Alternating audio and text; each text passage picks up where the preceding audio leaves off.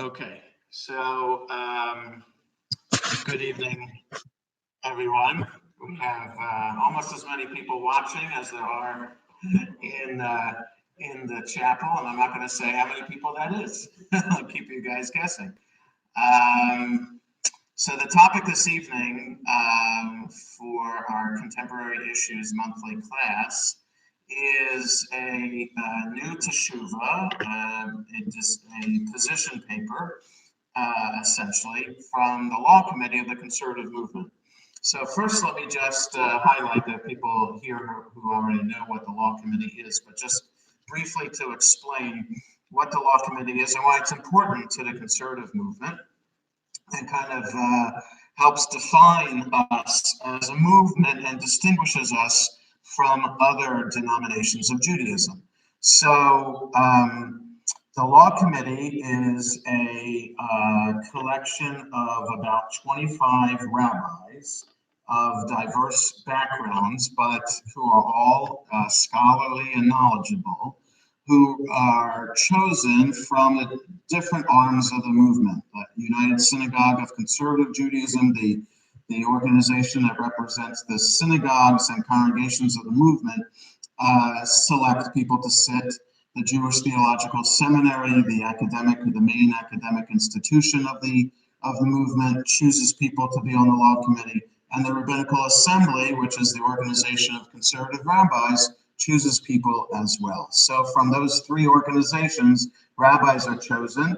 Many of the rabbis who are sitting on the committee today have only been on the committee for a short time, and others, I recognize their names, have been on the committee for a long time.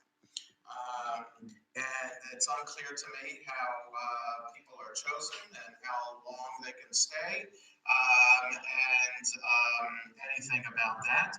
But it's clear that the people who sit on the committee represent a diverse, represent the range of approaches to halacha, to Jewish law in the conservative movement. And that's the essential element of what conservative Judaism is about, that we're a movement that is committed to the system of halacha, the system of Jewish law, and committed at the same time to Jewish law being an evolving process. As opposed to the Orthodox denomination, and I'm being very general here, which is not so keen on evolution of halacha. Okay, there is some movement today within open orthodoxy, as it's called, to allow women to serve in rabbinic roles, but not be called rabbis. They have another name, but they are essentially rabbis. So that already is radical within open orthodox. But those women rabbis still work in congregations that have a mechitza. So even a partition separating men from women during prayer time. So Orthodox and conservative both have a commitment to halacha as the foundation of what it means to be Jewish. But within the conservative movement, it's about the halachic system being a dynamic, ever-changing process. And it depends on how much it changes by the makeup of the Law Committee. Just as the Supreme Court of the United States represents a divergence of opinion as to how closely connected the justices are to the Constitution of the United States. Do they want to interpret American law in light of what the founding fathers would have said? Or do they want to interpret American law in light of the fact that we are in 2019 and law changes?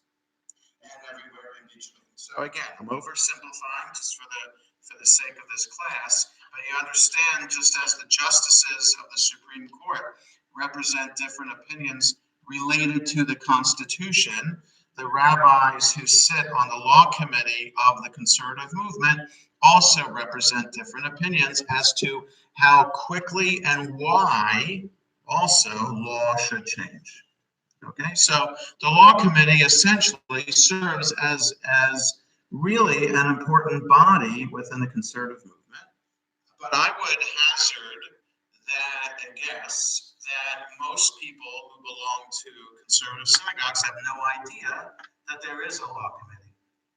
And they have no idea what halacha is.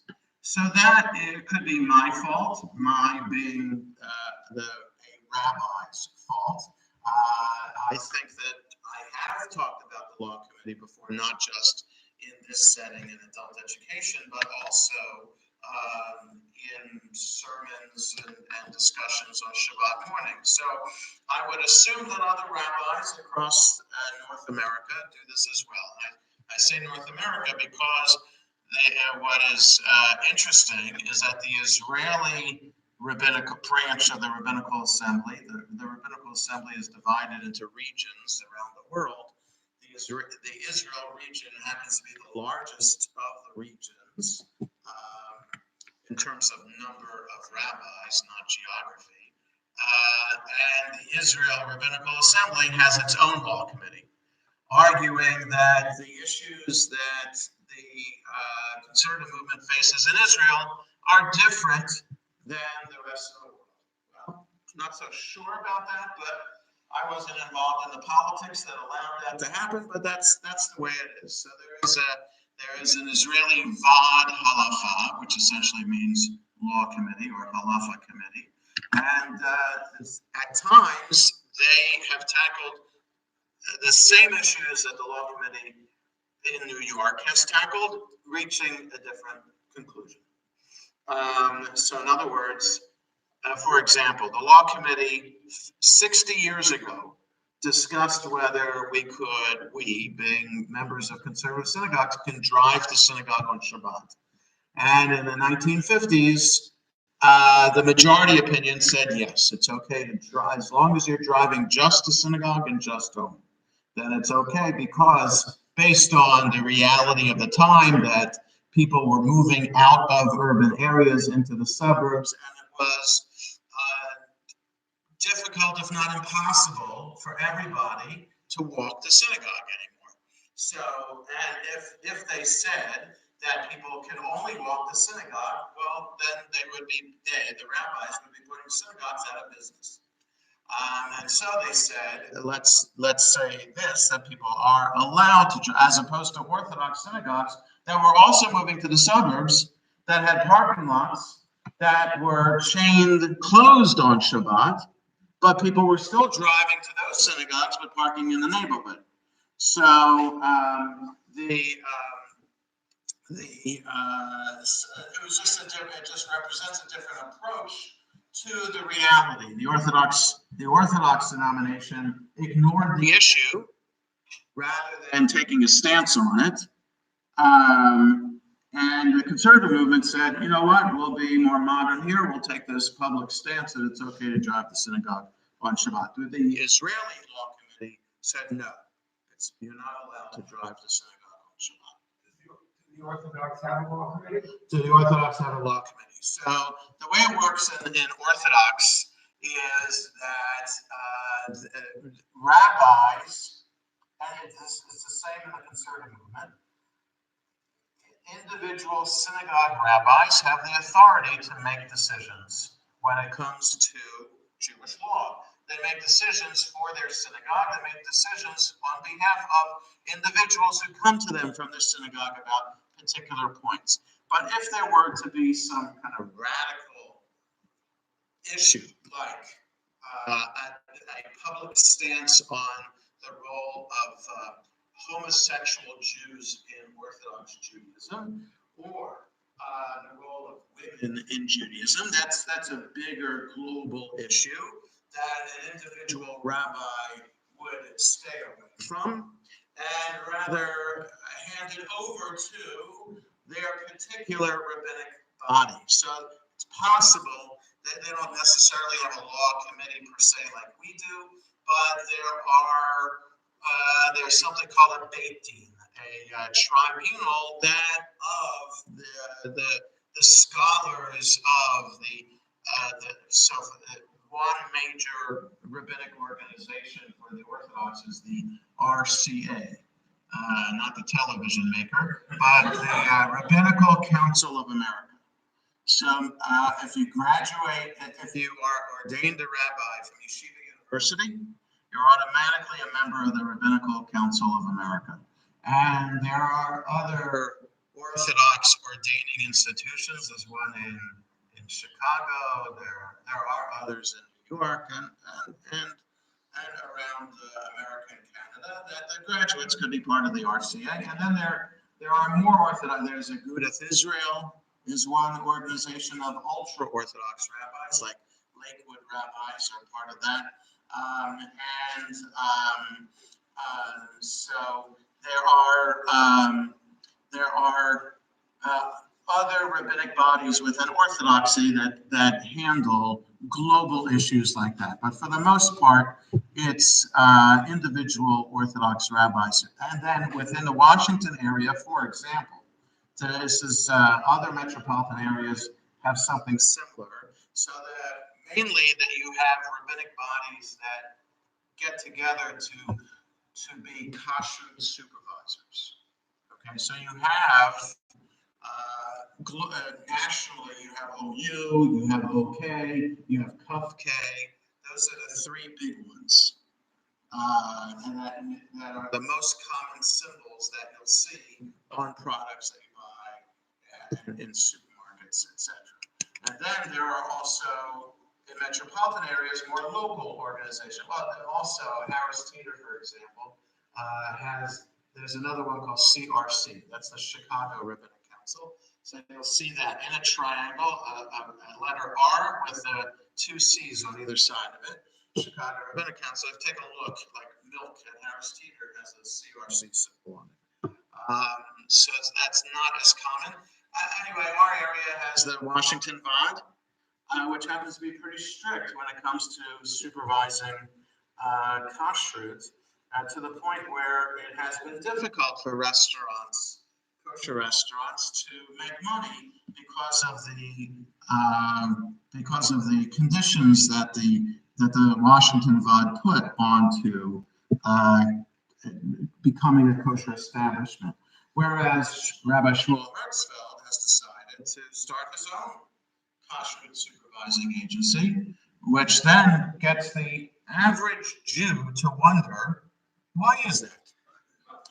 So I'm not going to answer that question, okay? Because I would just say that I recognize Rabbi Shmuel Hertzfeld as a rabbi, and I would trust his ability to supervise kashrut.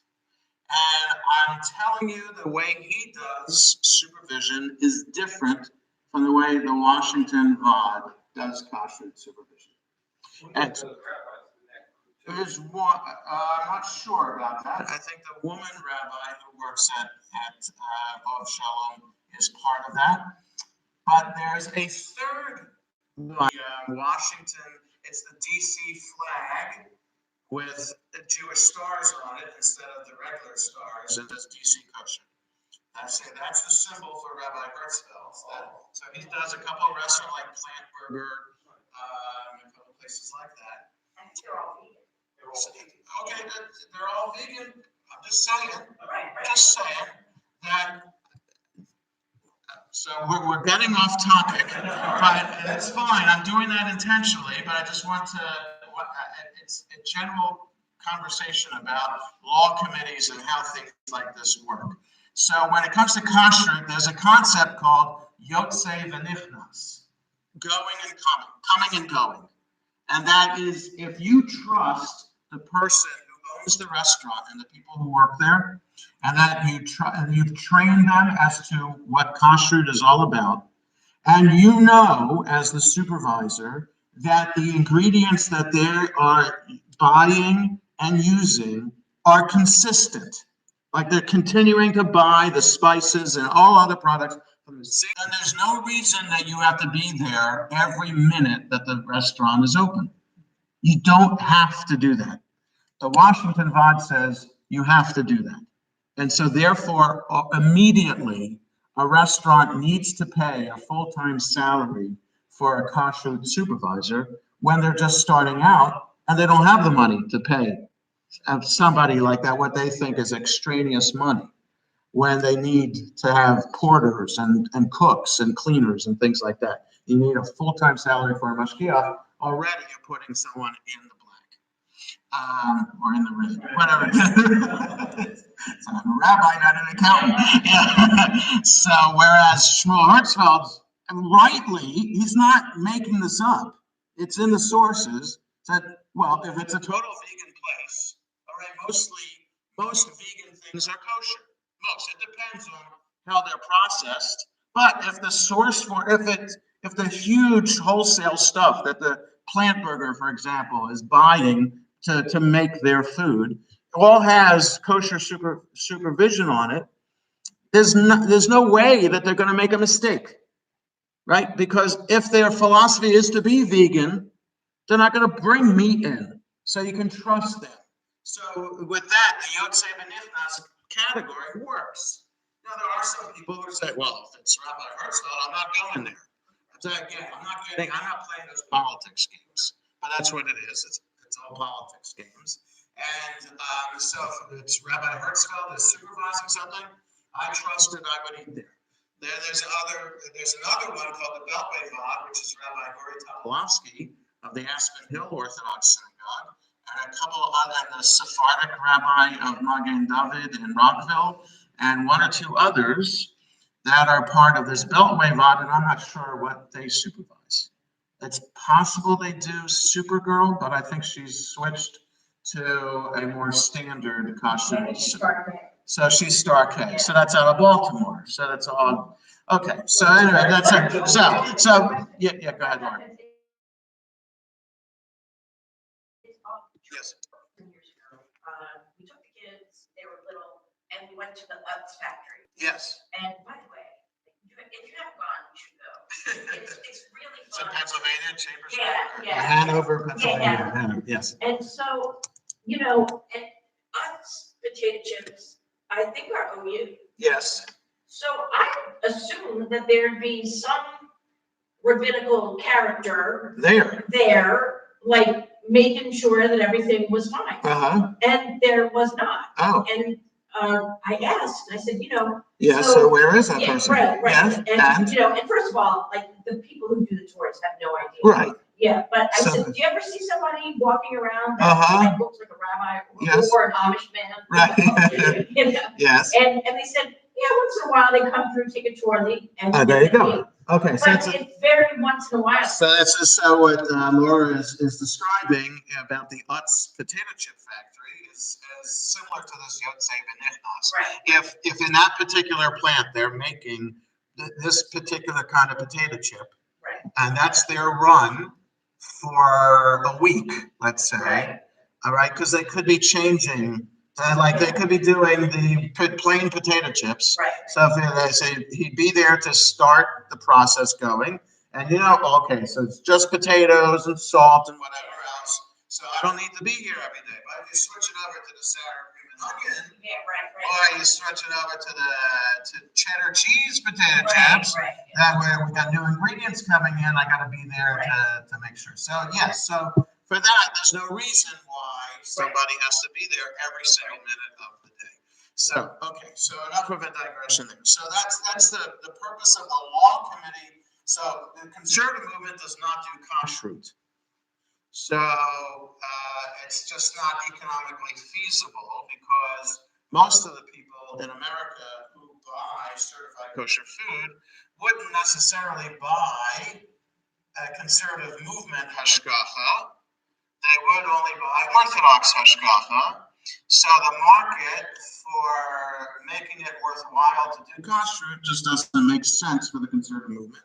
So our law committee has not been involved in that. Instead, the law committee has been involved in real germane halachic issues. So the most recent big issue that the law committee spent years discussing was about 13 years ago when they came out with a decision about a whole global series of teshuvot. Teshuvah is a legal response, a position paper. So a whole series of position papers, teshuvot, on homosexuality, whether rabbis can officiate at commitment ceremonies of homosexual Jews, whether a homosexual Jew can become a rabbi or a cantor, and other things like that related to homosexuality in Judaism. So they had study retreats and discussions, closed-door discussions, because they didn't want anything leaking to the press until they published these papers. And that, I think most people would agree, even though it was 2006 and kind of late in the game to homosexuality, that, you know, when the AIDS crisis happened in the 80s, and then it took 30 years until the conservative, 20 years, right? 20-something years until the conservative movement responded in this global way, you'd say we're kind of late in the game. But what be that as it may, the resultant papers reflected what's partly seemed as a brand new approach to Jewish law. In that, it seemed pretty clear, it has always seemed clear, and I'm just using this as an example for how the law committee works and issues, because we're going to get to the issue of women and head covering, and then understand that in light of homosexuality and other global issues in a second. So I have an opinion about that before we get into it. But the approach to halacha that the law committee had at that time was that the tradition had been based on the Torah. The Torah, it was always understood that the Torah says in Leviticus chapter 18, what we read traditionally on Yom Kippur afternoon is the Torah reading, a whole list of prohibited sexual relationships. One of them, a man shall not lie with a man in a manner of lying with a woman. It is an abomination. Clearly stated in chapter 18 of Leviticus. That has always been understood as a prohibition against homosexuality. Okay? It has not been understood as a prohibition against women homosexuality, against lesbians, because it says a man shall not lie with a man. Okay, so there are resultant things result when men engage in sexual activities that don't result when women do. Okay, and I'll let your imagination work that way. And that result is also a violation if it's not in the attempt of trying to procreate. Okay, so when women engage in sexual activities with women, rabbis have talked about it in the Talmud and said, essentially, not a big deal. Not saying that we condone it, but after the fact, not a big deal. Before the fact, so okay, don't say that layman said that the Talmud said that it's okay. That's not what I'm saying. What I'm saying is what you can learn from what the Talmud says is there's this concept called lechatchila and b'diavad. At the outset, lechatchila, lesbianism is prohibited. B'diavad, after the fact, okay. We don't take you to court over it and execute you over it, as opposed to Leviticus 18 saying if men engage in homosexual activities, you would be taken to court over that and you would be executed for that. No questions asked, and there's no before or after with it. It's all the same. It's absolutely prohibited, and that's how it has always been understood until 2006. Yes, Jack? Usually, when the rabbis get together to come up with a decree, yes, it's because there's some injury to someone or to several parties. Right. I don't see why or where injuries to parties are occurring in either the male case or the female case, unless one of the individuals was being forced. So injury, so in terms of, so what, so your point, so the point of the question, what do you So mean? why would, I guess it's only because of that one phrase in the. Yes. Oh, so here, let me say it this way, Jack, that for the rabbis, they knew that there were homosexual people around, okay?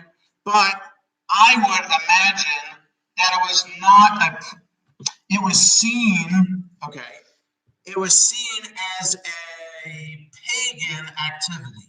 Because I'm just saying. It was rampant in Greece and Rome. Exactly. It was rampant in, right, which is pagan.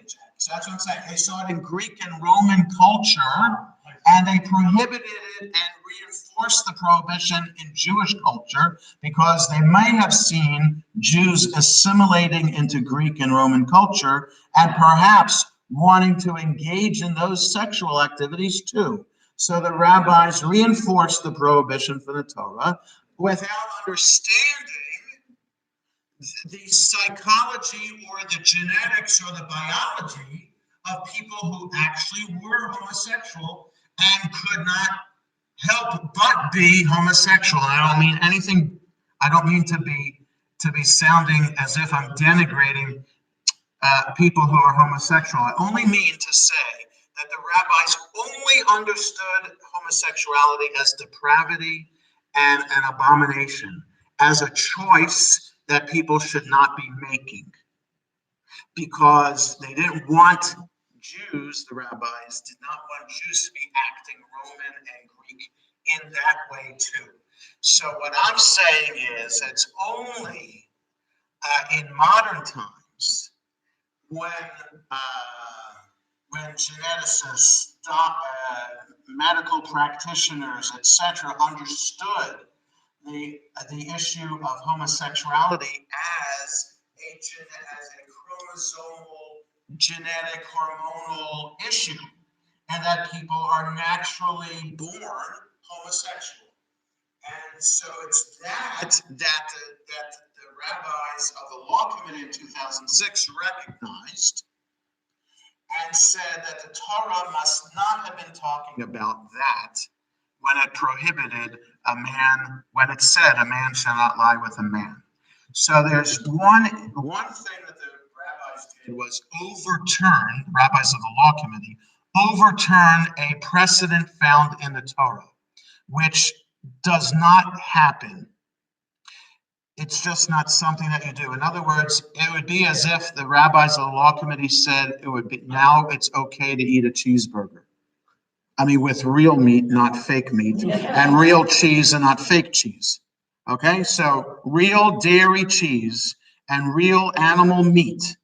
And if the rabbis of the Law Committee said it's now okay to eat a cheeseburger, that would be overturning a law for the Torah that you just don't do. This they overturned from the Torah because of evidence and information that they understood the rabbis of the Talmud did not have. That's issue number one. And issue number two that the rabbis of the Law Committee in 2006 did that hadn't been done before, really, on as large a basis as it was in 2006, is respond to halacha from a moral and ethical imperative, as opposed to a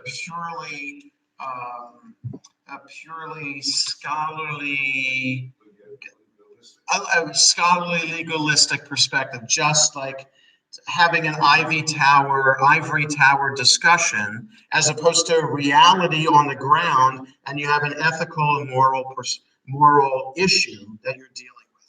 And the rabbi said that kavod habriot, the dignity of human beings, outweighs a Torah precedent.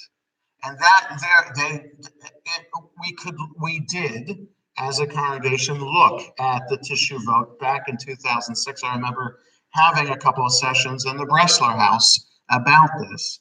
and teaching these papers, and that the kavod habriot is a halachic concept. Human dignity is a concept in the legal sources in the Mishnah and the Talmud, but not used too frequently. Here, the rabbis, Rabbi Danny Nevins and others who co-authored the main paper, said we need to use this argument now for on behalf of Jews who are homosexual, to say that we recognize that they should not be on the margins of the community.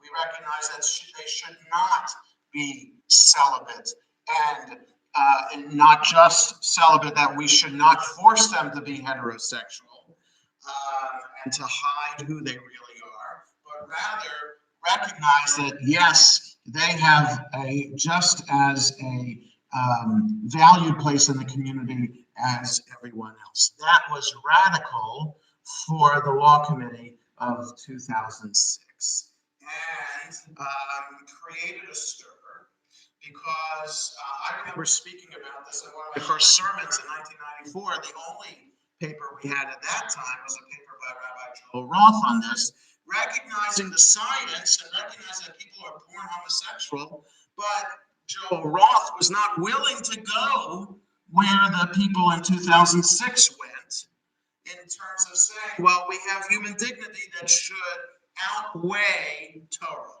Joel Roth was not willing to do that. And he essentially said in that 100-page paper that my hands are tied. I'm really sorry, homosexual Jews. I can't do anything to help you. The only options you have is to be celibate. If you want to be part of the community, if you want to be a rabbi, if you want to take on leadership positions within the community. So that was 1992 that he came out with that paper, and it was in 2006 that the paper was overturned. So now we get to the essential element of what I wanted to talk about tonight, which says, so this whole discussion about the Law Committee and how important it is for the Jewish community to have this, to say that, yes, we take halacha seriously and we deal with serious issues. 3 or 4 times a year, the committee meets in New York. We're dealing with issues that people are grappling with all the time.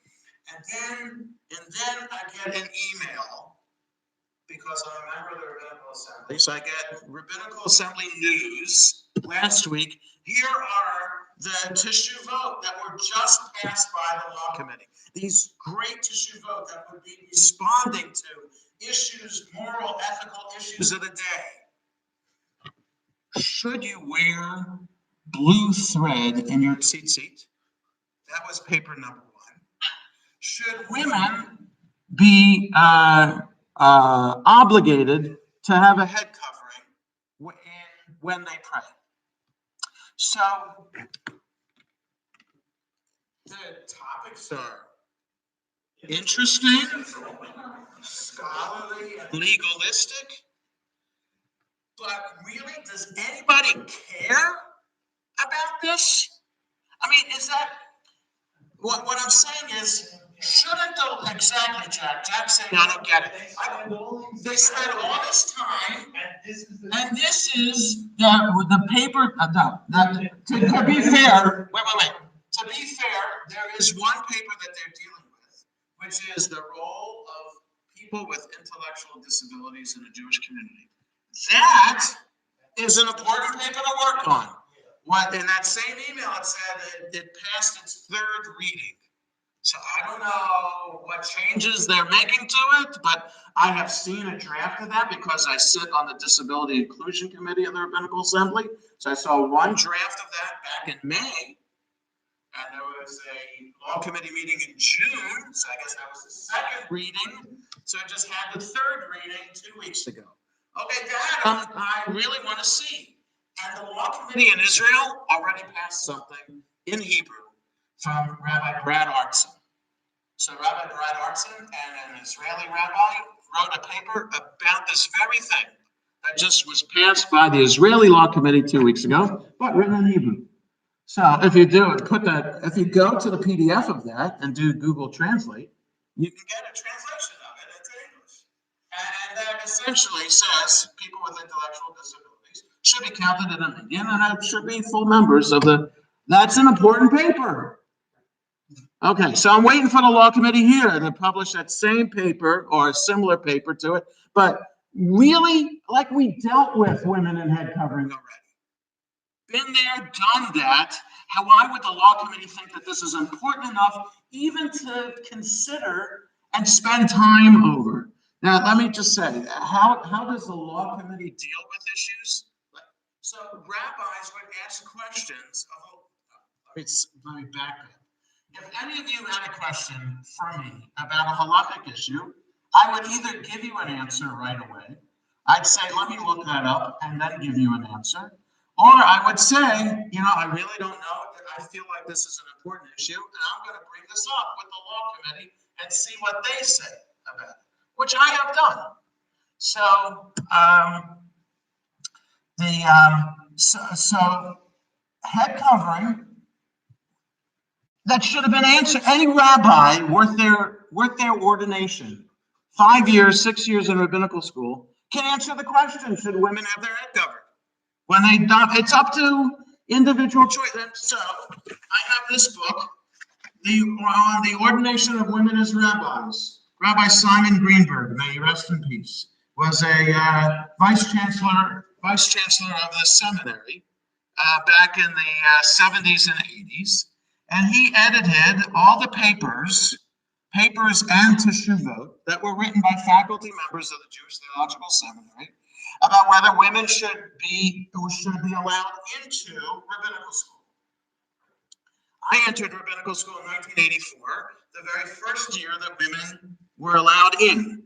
So for the 2 years before that, the seminary was discussing whether women should be allowed in. So the papers that are in here, some of them are just two-page papers from faculty members who are not Talmud professors, they're just regular professors, because it was a faculty decision. So you got a Hebrew language professor writing a paper. Okay, that's nice, but it's a halakhic issue. You have Joel Roth's paper, which is the paper really that allowed women into rabbinical school and allowed all the other faculty members to stay as faculty members. They said, okay, we like what Roth has to say.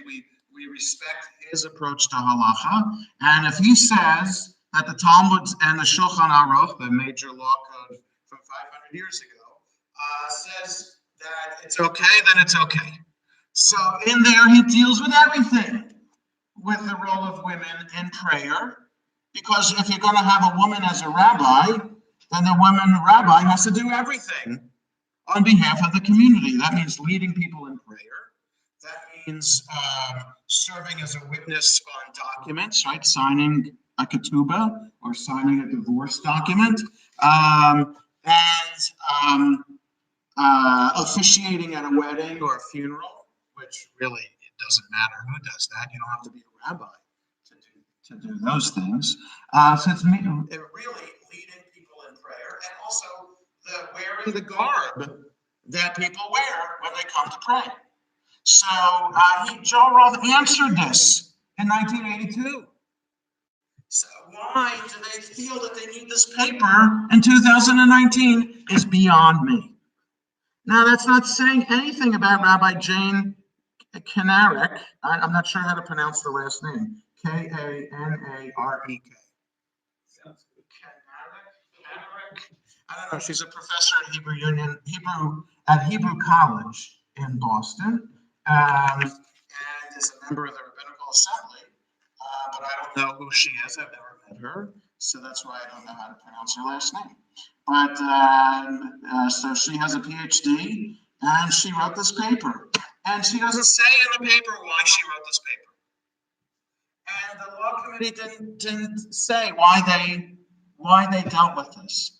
Now, it's possible that you go to different conservative synagogues, you'll see slightly different practice of women on the bima, right? So when I became your rabbi in 1994, no matter who was going to be your rabbi, the issue was, it was made clear to me when I interviewed, and I'm sure it was made clear to every candidate who came to interview, that the new rabbi of Sharei Tefillah needed to make the congregation egalitarian.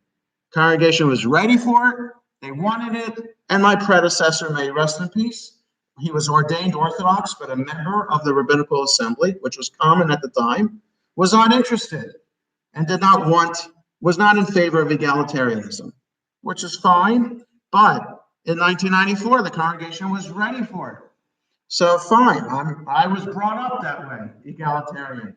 So it was very easy. So as you remember, within 6 months, we became egalitarian, and the Constitution by the next year was changed to reflect the fact that we were egalitarian. And in the process, that fall of '94, I taught a class on the issues related to egalitarianism. And as a result of that class, we developed our policy for the role of women in the synagogue.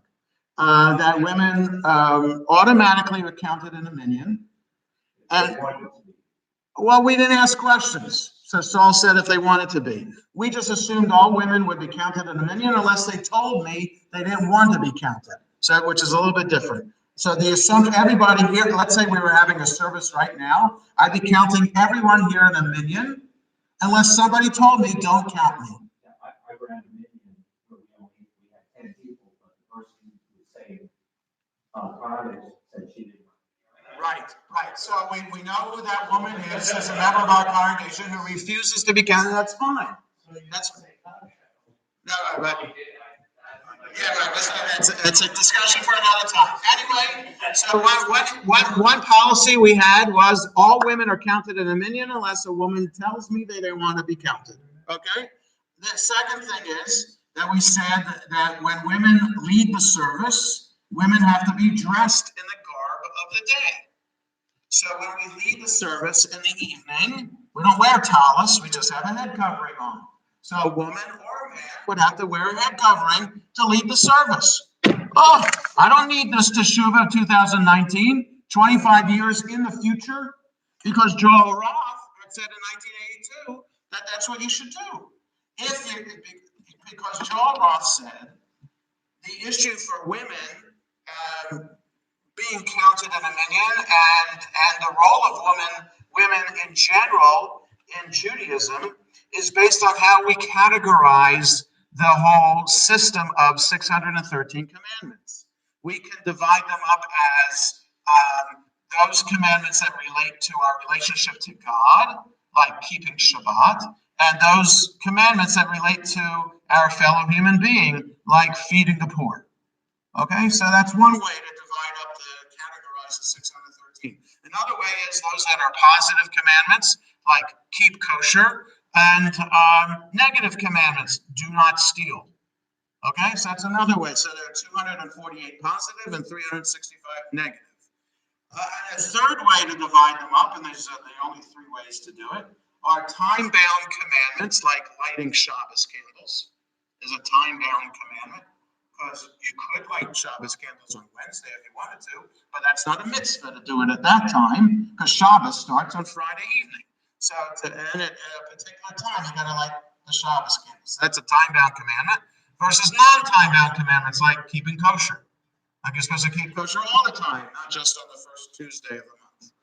Okay, so you get the idea. So time-bound commandments, the rabbi said women are exempt from time-bound commandments because women have a bigger responsibility of taking care of the home. And that should outweigh, like if they have a choice of taking care of the home or sitting in the sukkah, because lighting Shabbos candles actually is a time-bound commandment that women are commanded to do. There are exceptions to the rule. But sitting in a sukkah is a time-bound commandment that a woman is exempt from. So if she has a choice of cooking dinner and serving dinner or sitting in the sukkah, the rabbis are saying her job is her job, and that outweighs the fulfilling of the mitzvah. So we don't want to add more responsibilities to her. I'm making the rabbis sound a little bit better instead of sexist. We don't want to add more responsibilities, the rabbis are saying 2,000 years ago, to have them obligated for time-bound commandments plus taking care of the house and other things like that. We'll make them exempt, and that's the big word that Joel Roth focused on, exempt. We didn't prohibit, the rabbis said. Rabbis did not prohibit women from performing time-bound commandments. They're exempt from them. Rabbi Joel Roth then said, if women want to do all the time-bound commandments, gesundheit, they can do that. And if they do want to do it, then absolutely they can become rabbis and take on all other leadership positions in the community. Because it says patur, exempt, and not asur, forbidden. Okay, very simple. And that's his, so head covering, the only thing that is added in this paper is a difference between head covering and hair covering, which is interesting because women traditionally cover their hair out of modesty. Married women, married Orthodox women and other traditional Jewish women cover their hair when they're married out of the sign that they are married and as a sign of modesty. Right? We're only going to show off my hair in my house in front of my husband, not out in the community. So hair covering versus head covering, which all people should be responsible for, because the point of covering your head is not a mitzvah. It's not one of the 613 commandments. It's been a custom for 1,000 years that has taken on the impact of it's a custom, a minhag that has become as if it's halacha. But it's such an accepted custom that it seems like it's normal practice to do. But the idea behind covering your head is that you shouldn't walk 4 cubits. The rabbi in the Talmud says you shouldn't walk 4 cubits out of your home without your head covered, because you would be showing, what's the word for it? Not pride, arrogance in the presence of God. So out of respect and knowledge that there is God above you, you're covering your head. So why should that be a male, only something that men should do when they're walking out of their house? If covering your head is a sign of piety and belief in God, then men and women should do that. Okay, so one second, Laura. So the other thing is, though, this paper, and Joel Roth recognizes this as well. There's an emotional aspect to this, which is related to other issues related to the garb that people wear. If the garb is seen as a male garment, then it might be awkward for a woman to think that she has to be wearing something that is associated with men. Okay, so I understand that, but now wearing a tallis, back in 1994, it was already common for women to be wearing a tallis in shul. Like in 94, there were a few women in our shul that were wearing it, and that now it's more and more common for women to be wearing a tallis. So that the argument that that's a male garment no longer holds.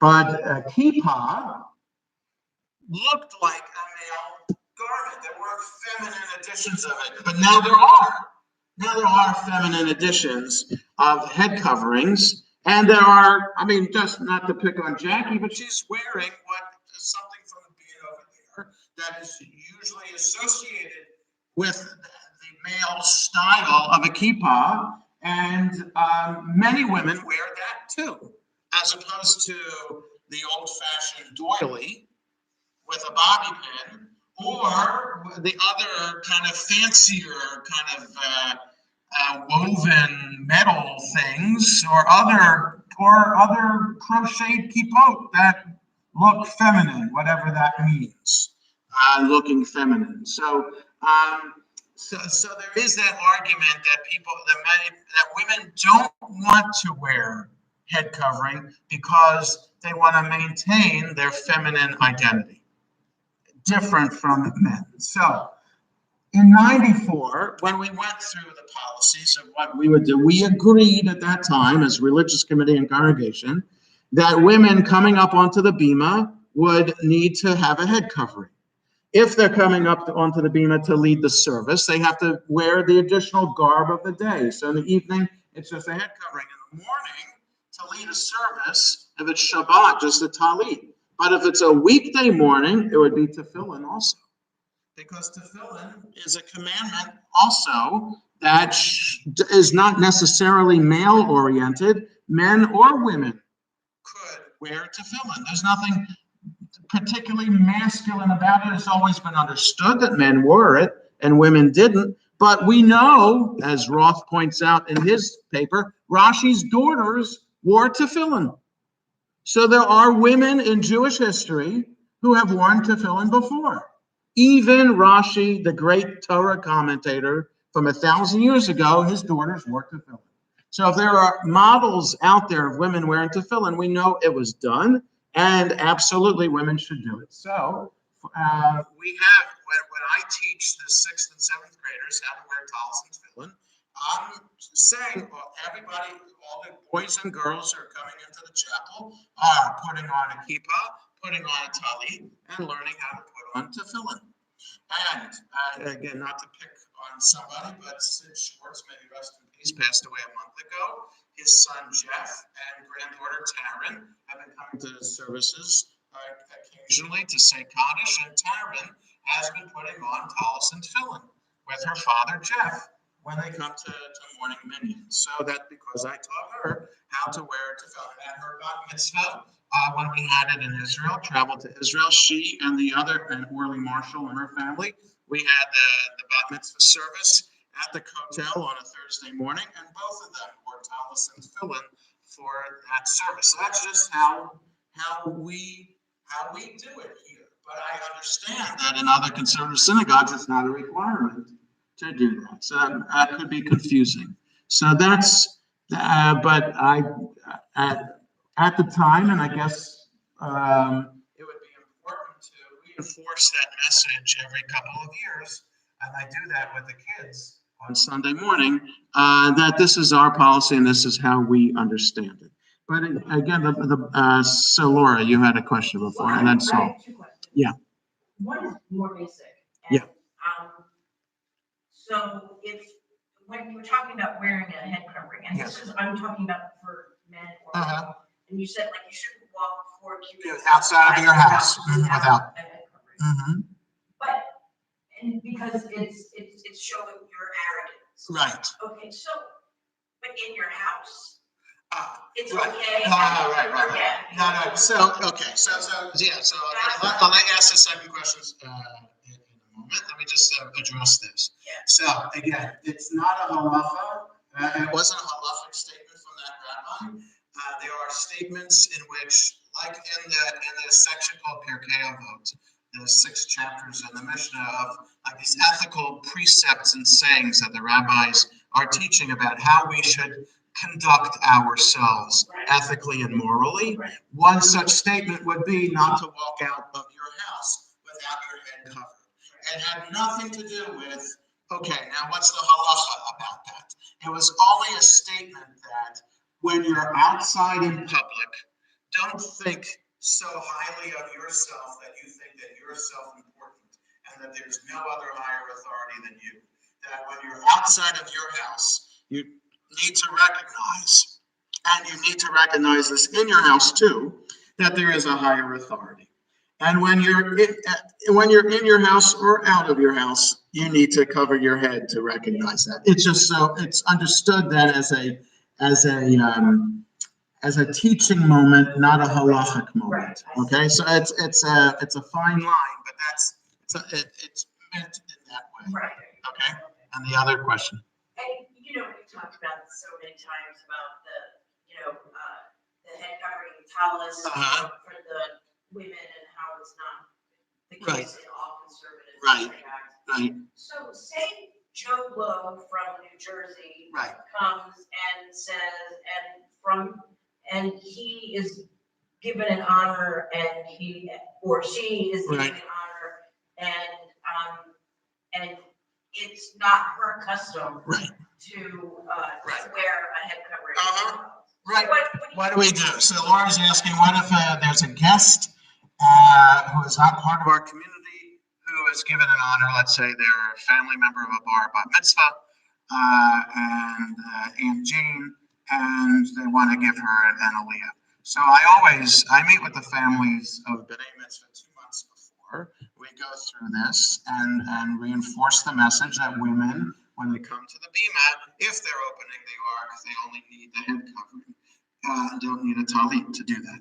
If they are, if there's anything else associated, if they're carrying the Torah, they don't need a talis. It's only if they're saying a blessing at the Torah or lifting or tying it that they need to wear a talis. So if Aunt Jane refuses to wear a talis or is uncomfortable to wear a talis, give her an English reading or opening the ark. Okay. If she insists or the family insists that she have an aliyah, is Aunt Jane married? Because if Aunt Jane is married or has a partner, then she can come along for the ride for that aliyah, and the other one mainly has the aliyah, and if she's along for the ride, then it's okay. It's okay. So we've had that before, done where we do it that way.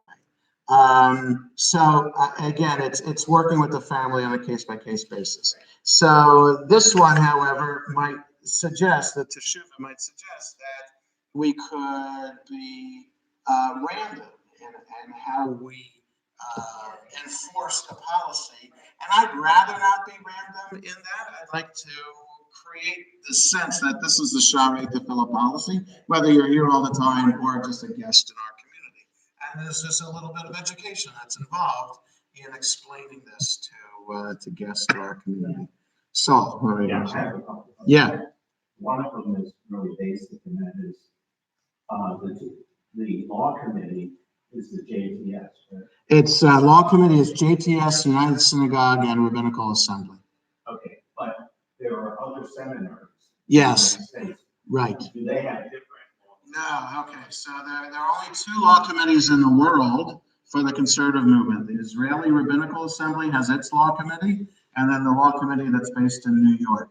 Now, the seminary, there are graduates of the Ziegler School of Rabbinic Studies, which is the Los Angeles Rabbinical School of the Conservative Movement, who sit on the law committee. But I don't know the politics of how they got there. Like the chair of the committee is Rabbi Elliot Dorff, who for the past 40 years has taught at the Ziegler School of Rabbinic Studies. So he's on faculty there, but he's a graduate of the Jewish Theological Seminary. Aaron Alexander sits on the law committee. I believe he's a graduate of the Ziegler School of Rabbinic Studies. It's not that there's disagreements. The idea of, so again, the politics of how graduates of the Ziegler School or faculty of the Ziegler School get chosen to be on this, I'm not sure how that works. But the idea is that the law committee is made up of the whole spectrum of approaches to Jewish law within the conservative movement, from the liberal to the more conservative with a small c. So now, being on the religious committee so many years, I Yeah. have seen the Right. that have come out. Yes. And they all, now I haven't read a lot. Right. But they all seem to be based on Torah study. Absolutely. Okay. So the Torah that we know is more like an Orthodox Torah. You know, Ah. it's very Yes. static. You have to Right. do things this way and that way. So, but, you know, we talk about the head coverings or women law. In those days, when the Torah was written, Right. women had either Okay. shawl No, you're right. or head covering. Absolutely right. So yes. So how do you deal with Orthodox sources when you're a conservative law committee? So that's a very good question. And so the problem is, or the challenge is, the only sources let me say it this way. When you're writing a teshuvah, there is a a particular way in writing a teshuvah. There's a particular style that is an accepted style. You start with a question, and then you answer the question. And then your answer always begins with the most ancient of sources first. You want to start with Torah first, and then work your way to 2019. That's how the style works. So the further back you can go means that's how ancient a custom it is, and how more challenging it would be to differ from what the Torah says you should do. Okay? So since the sources we work with as rabbis, conservative rabbis, are traditional sources, Torah, Mishnah, Talmud, those are the first three. Then you have, in the time of the Mishnah, there is one other source called the Tosefta. In the time of the Talmud, there are other sources of Midrash at the same time. And then beyond that, then you get to other sources that from other rabbis from medieval times. And all of those could be considered Orthodox sources. There were no labels of denominations back then. Those were the only sources that we had. Through the Shulchan Aruch in the 1500s to modern times in the late 1800s. It was only when the seminary was established in 1886 that we then had graduates of the Jewish Theological Seminary that could be added to this whole collection of precedents. So yes, all of those precedents are traditional sources, and you'd have to, so it gets at then, when you ask a question, do you have an answer already in mind that you want to look for you want to find that answer in the sources, or do you want the sources to lead you to the answer? So that's an important question that people who write these teshuvot need to ask. Are they coming already with a bias? So let's say the people who are working on the paper about the role of people with intellectual disabilities in the community, you could say that it would be fair for someone to have a bias that we want to make it possible for people with intellectual disabilities to be fully involved in the community. And you're going to bend these sources every which way till almost the breaking point until you're going to allow that. And I would say that most people would agree with that, because most people would agree that we want to be as open as possible and inclusive as possible to all people in the community. But I would also say, to be fair, and I'm also biased about that because I have a brother with intellectual disabilities. But to be fair, I can also see that that's not the right way to do it. The right way to do it is to look at all the sources as objectively as possible and see if there is any room. And then to be ready to admit that there's no room at all to find the answer that you want to have. So there's that. And then there's the other problem of, if you're a woman, which she is, writing this teshuvah, you're already at a disadvantage because all the sources you're looking at are written by men. And if a man in the Middle Ages, what do they care about the role of women? Because women have never done that before, and they don't see women doing anything like that outside the Jewish community either. So why would anybody want to say anything about women participating? Because it would be so different and weird. So it would be hard to find places in the sources, but yet you can look online. If you just Google Rabbi Jane Kanarek, Kanarek, women in head covering, it's open to everybody to be able to see it. It's a 9-page document. It's relatively easy to read, and you can see in the sources that it does talk about women. Where in this particular case, it talks about women wearing head covering. But don't you think that if you know the answer you want, you can find anything? No, you can't. So Saul's asking, if you know the answer you want, you can find anything. That's not the case. There's no way that you can find a way to allow you to eat a cheeseburger. There's absolutely no way to allow that. You will find nothing in the sources that will allow that at all, except if you're in a time of war and you're a soldier and you need to eat. That's the only time. Or if a doctor tells you that you need to eat a cheeseburger in order to get better. If a doctor tells you to eat treif, that you must eat treif in order to get better, or it's a time of war and the only food available is treif, then you're allowed to eat it. Otherwise, there's nothing in the sources that allows you to go to McDonald's right after our session tonight to celebrate the end of the session by having a cheeseburger. So I'm being, it's kind of extreme, Saul, as an answer, but most of the time you won't be able to find an answer that you want in the sources. It could be nuanced, it could be a little bit different, but the answer that the rabbis came up with in 2006 to allow for Jewish homosexuals to be counted as equal, those answers could have been there in 1900.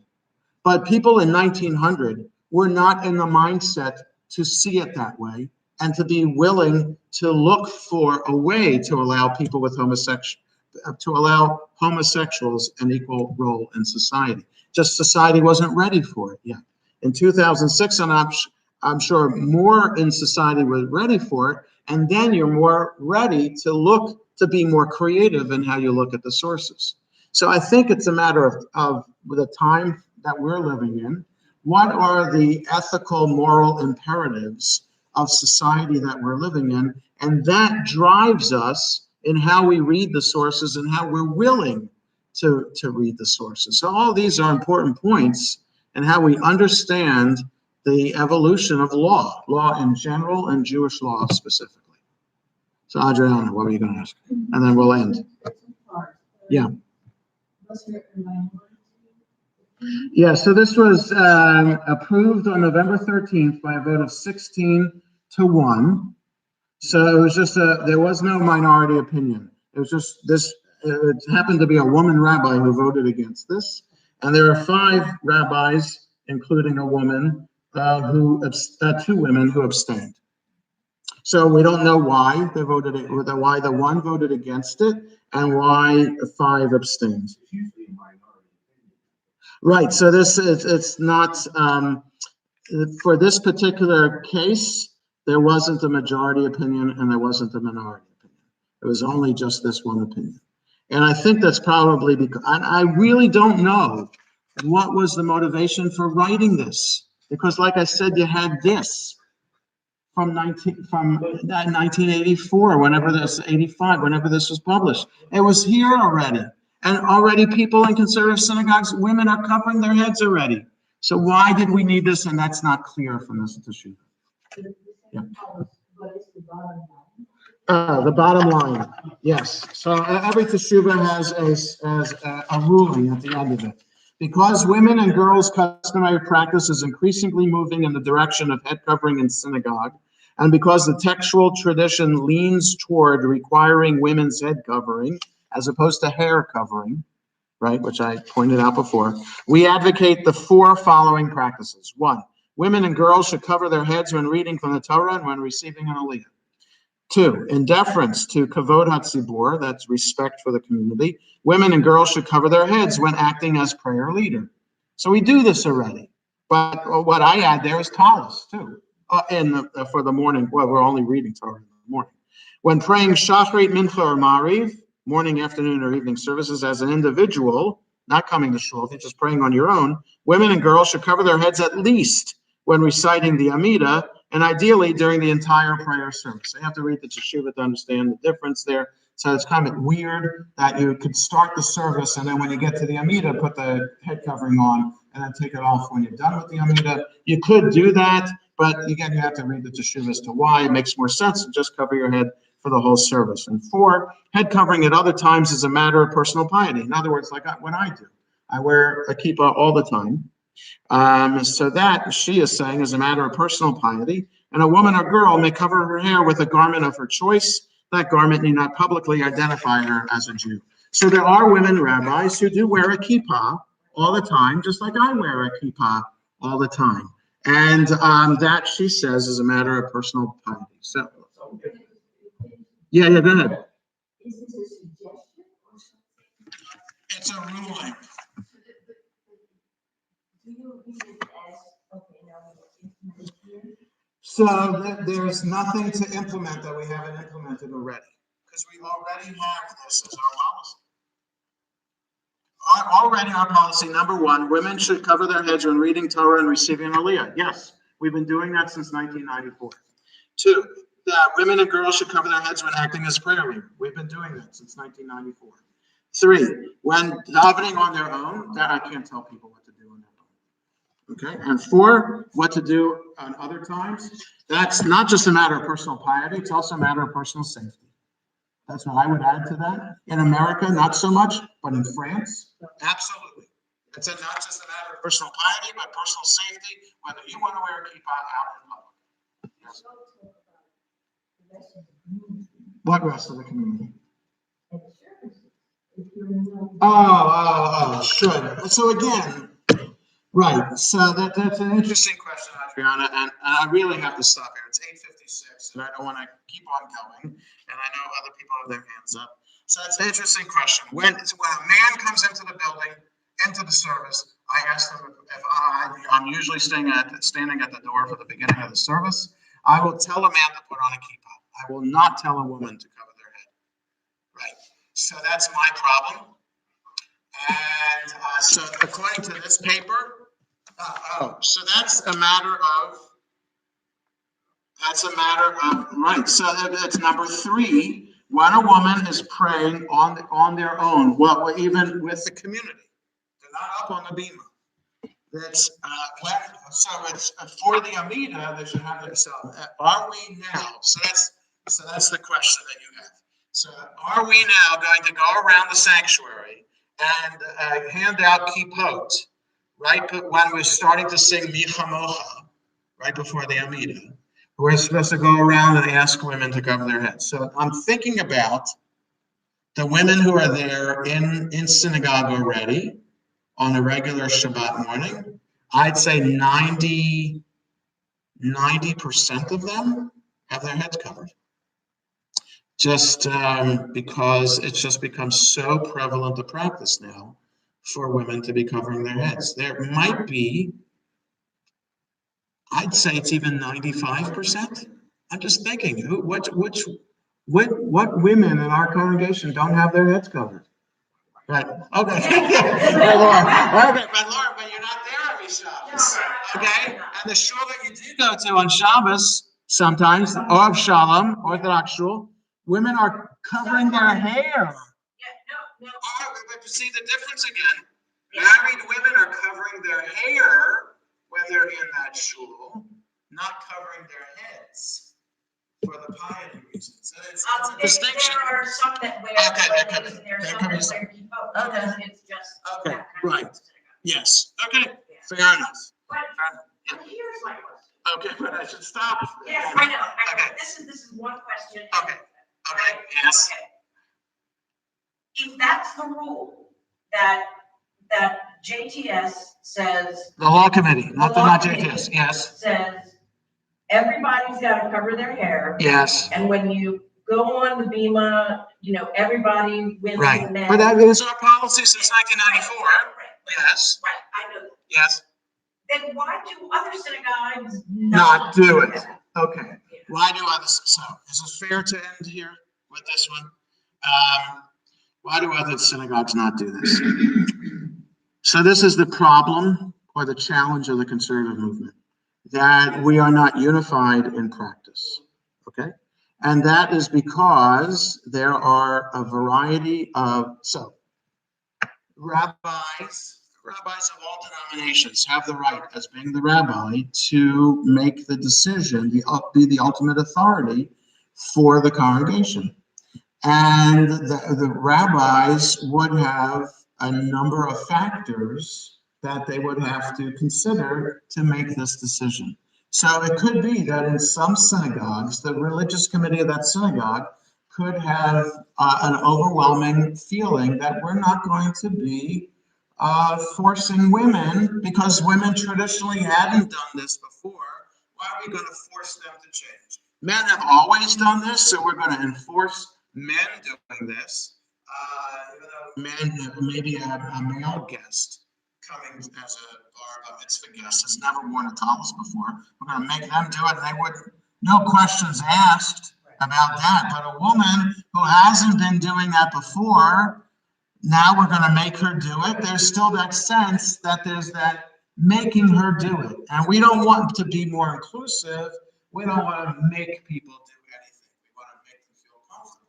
So there's, whether we agree with that, making people feel comfortable and not, we don't want to step on people's toes, whether that's fair or not, I don't know. But the only thing that I would say that I agree with not stepping on people's toes is this, because I'm a man. If I were a woman rabbi, I might be more radical about this and say, absolutely, let's get these women like me to be wearing a kippah and a talit all the time. And I could be a role model to women. Look at Jonah, the woman rabbi, who's doing this, and other women want to be like that. But as a man, who am I as a man to tell a woman what to do? Okay, so I get that, but I can say, and I have said since 1994, that our policy is, tallis and tefillin are not gender-based garments. They are not to be understood that way. It's a garment that human beings wear to remind them of God's presence and about the mitzvot, because that's exactly what kippah, talit, and tefillin are supposed to remind us of. You don't have to be a man to be reminded of it. You don't have to be a woman to be reminded of it. You have to be a human being to be reminded of that.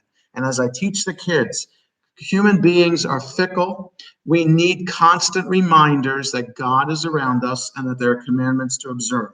And by wearing a tallis while we're praying, and a kippah while we're praying, and weekday mornings tefillin while we're praying, even that we can be distracted and not be thinking about what we're wearing. But what we're wearing is supposed to constantly enforce the message that there is a God, we have a relationship with God, and we're supposed to be observing the commandments. And that men and women should be remembering that. All right. Have a good evening, everybody. Is it evening? Yeah, it's